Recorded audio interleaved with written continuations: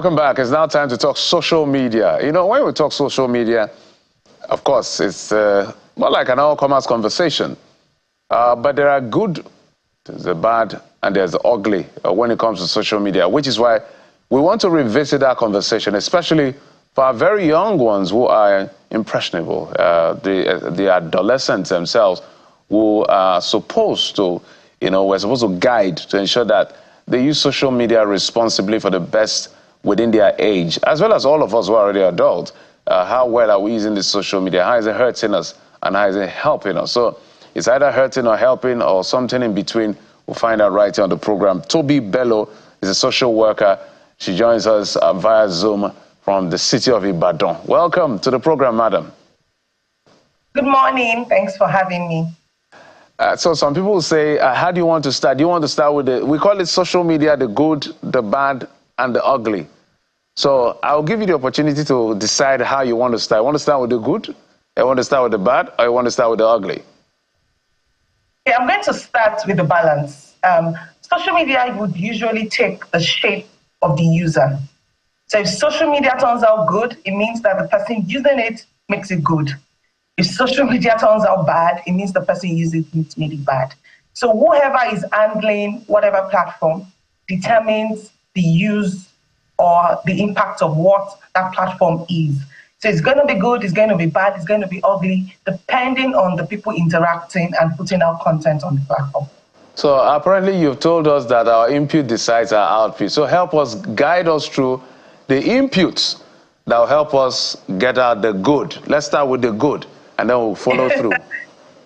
Okay, so for social media, it's an extension of our daily lives. And we are usually careful to pick out the things we want to post on social media. So I want to begin with your value system. As an individual, you want to be responsible for the things you put out there and the things that you consume. So we find out that people are putting things out. It's a reflection of who they are in their daily lives. So we are seeing there's some social, let's take Instagram for instance, there's some accounts that they would say they're only sharing good news. Okay, because they want to be intentional in that regard. But as an individual that you just want to post anything and anything goes, remember that you're going to be having an audience that will just also want to consume. So for the good aspect, you want to begin to look at the kind of intentional things that you're posting. So you see some people who would just post happy things, good things, and they want to just interact with the good things as well. So you're looking at, if I'm on social media, what content am I interacting with? Because the bad and the ugly will definitely come, and that's one of the influences of social media. You don't request for it, and this thing's just creeping. You are not asking for it's not asking you for your permission, and things will just keep popping into your space. So you want to be conscious of the kind of things that you are putting out first as a responsible individual, and the things that you're consuming for yourself. So I get a sense that you're saying, you have to choose the people you follow wisely. Parents who tell their children, choose your friends. But I'm sure they never thought, this would apply to Facebook, X, and all of it. But obviously it applies. Choose your friends or people you're following wisely. So I think a lot of people will need to go back and do an audit of the people you're following or the accounts you're following and see, okay, is this a plus or a minus? If you're able to decide, then you can tick off who should remain or who should stay. But while that is very important, and I think the algorithm also recognizes that and knows what to push to you, I wanted to talk about the time spent, because this is a very tricky thing. Some say, I can spend as much time because I'm making money on the one hand, or I'm getting information. So for them, every time is social media time. As soon as they hear any notification, pick up their phone, check it. Ding, pick up your phone, check it. So that is a model for some people. Some say, well, what I do is I have times that I check social media. So it's like when I check my mail every 4 hours, I go check 20 minutes. Once I'm done, I am out. So what kind of model really works? And is there a time limit? What has research shown about a time limit for social media use daily? Okay, that, like you rightly mentioned, some persons will say that they earn on social media, they're trying to gather information on social media. And one thing I would usually ask is, what's the structure for your life? Some persons would say that have 8 hours for work, 8 hours for sleep, 8 hours for your spiritual ed, like God, whichever religion that you're practicing, and 4 hours for God, 4 hours for friends, share your time. Now,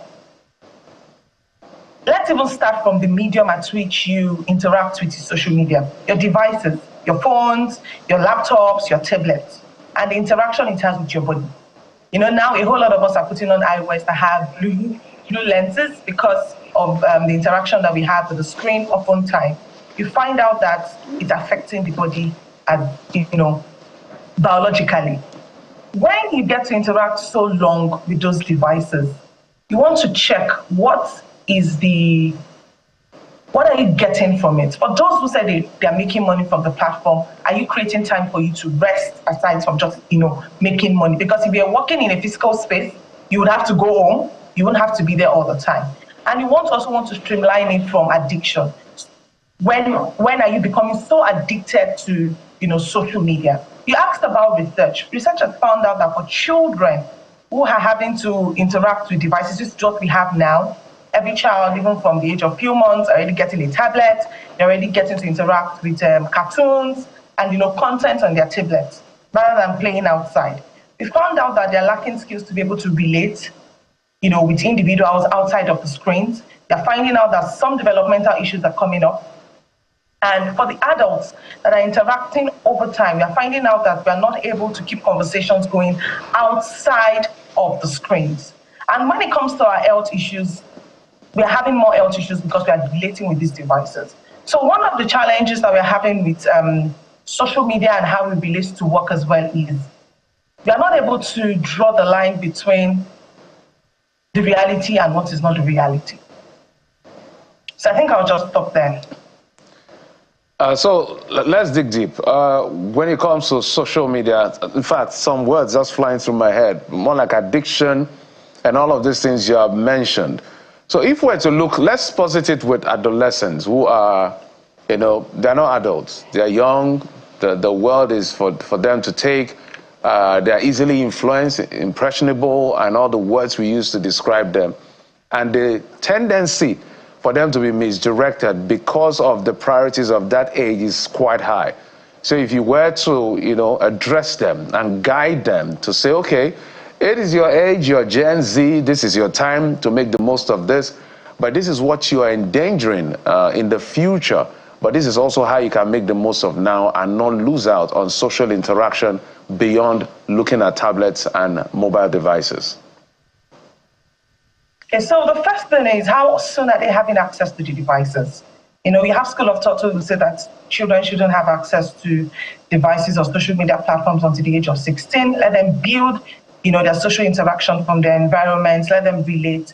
And some other persons will say, how do they handle assignment? So what I will usually tell adolescents is put a structure around it, and even parents, okay? Here there be screen times. You have some persons who will say screen time per day is 2 hours, and weekends there are no screen times.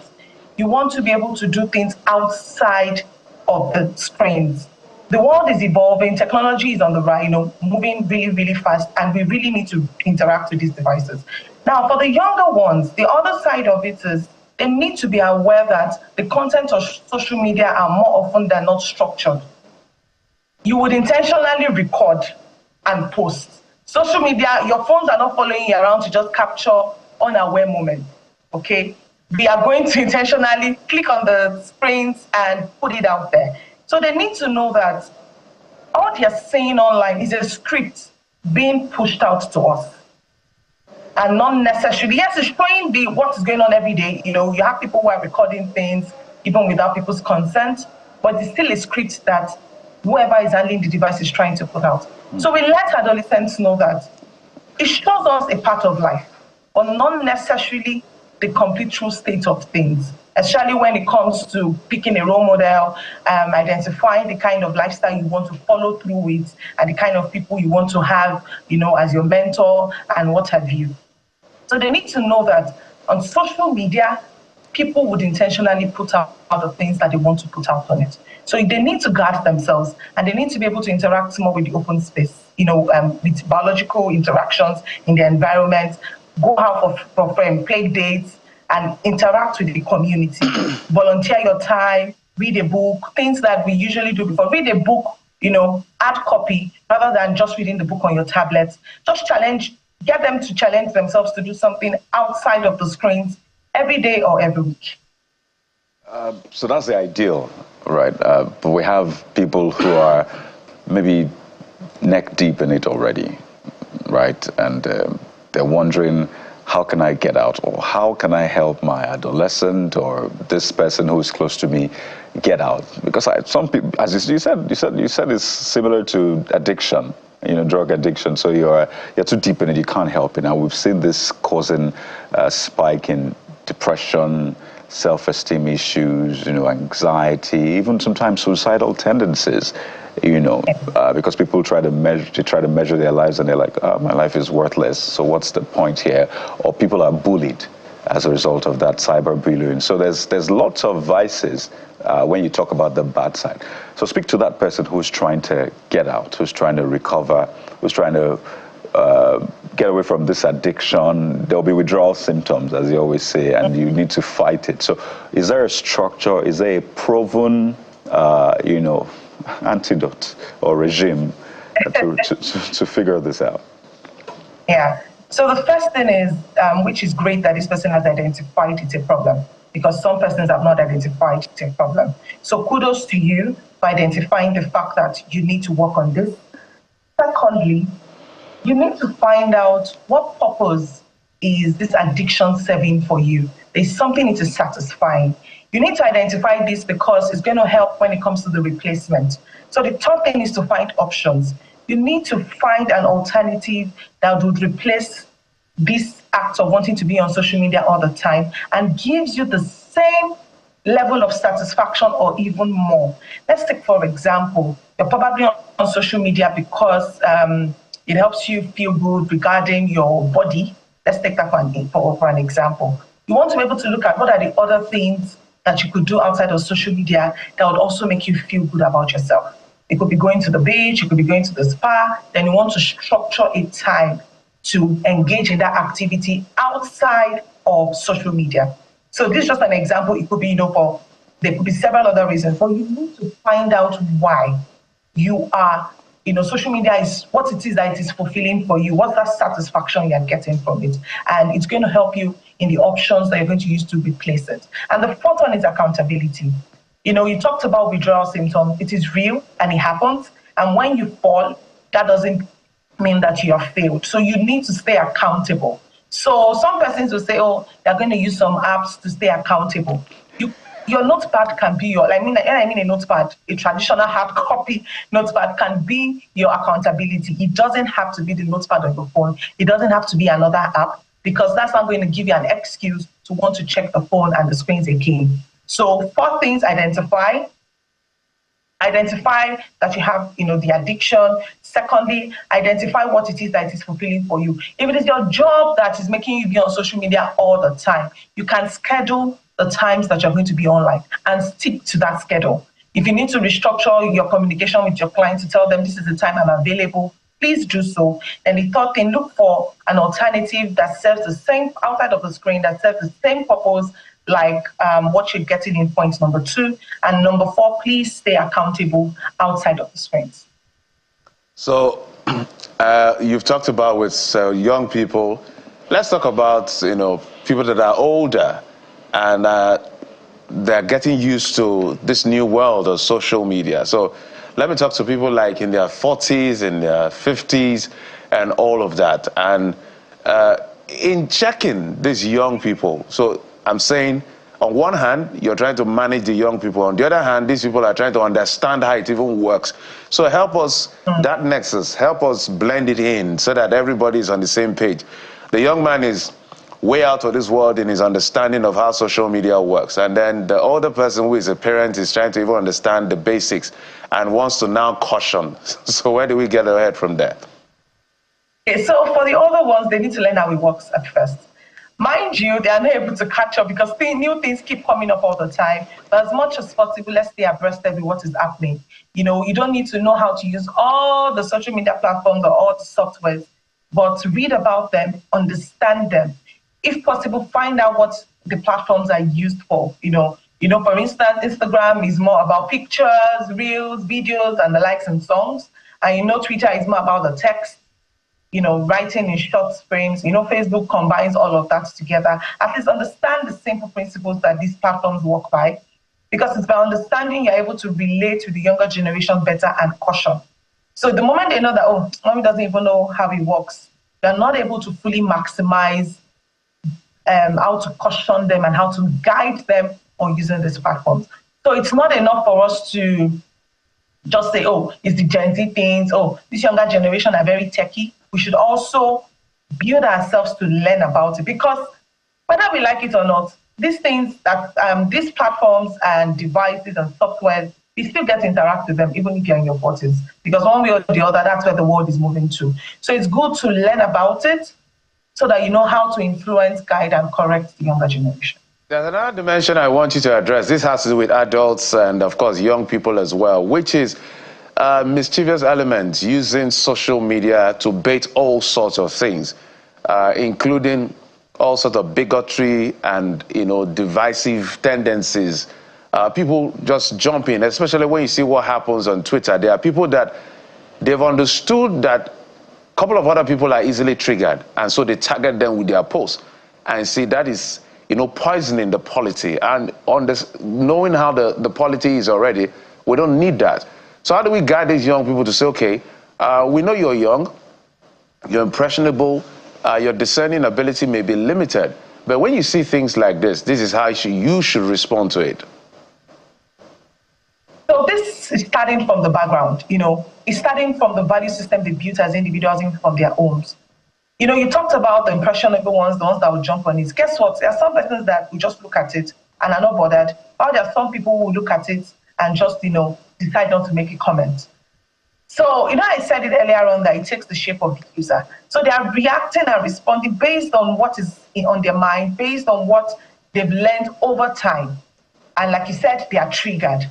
So retraining them is going to come from, because that is what it is going to come from sharing counter content that would address those issues subliminally. You don't want to come to them in their faces and they're like, oh, no, and they just resist you. And it's going to take a while. It's not going to be automatic, because for them to have gotten to this point as individuals, you know, it took a while. It didn't just suddenly come upon them.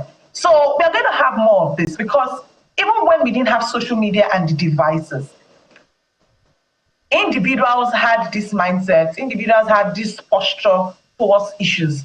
But because, you know, we all were not connected as a global village, we didn't know what the next person was thinking. So the global village, social media has brought us together for us to begin to see what's going on in the minds of people and their mindsets. Right. So we're going to have it, honestly, but how to address it is you identify that this is going on, you're able to bring in other subliminal messages to break their conscious resistance, to be able to reach out to them. And when those things happen as adults, we shouldn't respond or react to them with the energy they are bringing. All right, so to the elephant in the room, it will be tough to talk social media and not talk about explicit images, videos that people are exposed to. You know, you are on a site just randomly checking news and something pops up. And you know, you're trying to click close, and then you somehow click it, and it just tries to redirect. Thankfully, there are, you know, apps that just block that and say this is an unsafe website. And I know for sure that you're an age-appropriate sexuality educator, so this is something that you sort of have a handle on. What is the code for, you know, walking through issues like that, and for people who are, again, neck deep? And this is a very touchy issue, it's very deep. A lot of people struggle with it. They can't talk about it. They can't share with people because of, would I say stigma now, or just shame, or just, you know, when it's my business, I don't want anybody to be about my business. So what do you always prescribe for people like that? First is, I've had to deal with this myself, where I had to go to my Google setting to turn off, you know, do some setting regarding the search engine, safe search. I had to do that consciously for myself as an adult. Let's start from the adolescents. There are sites that apps you can install to ensure that your children or the people in your home are able to access certain sites. And I got to know that, you know, even while some routers or internet devices, they have certain software. There's some sites you can't search while on their network. But as adults, we have to take responsibility for ourselves. We need to ensure that, like I said earlier on, we are careful of what you consume. Now, like I said, I did that for Google, but guess what? Instagram started giving me things I didn't ask for. I suddenly started seeing naked videos.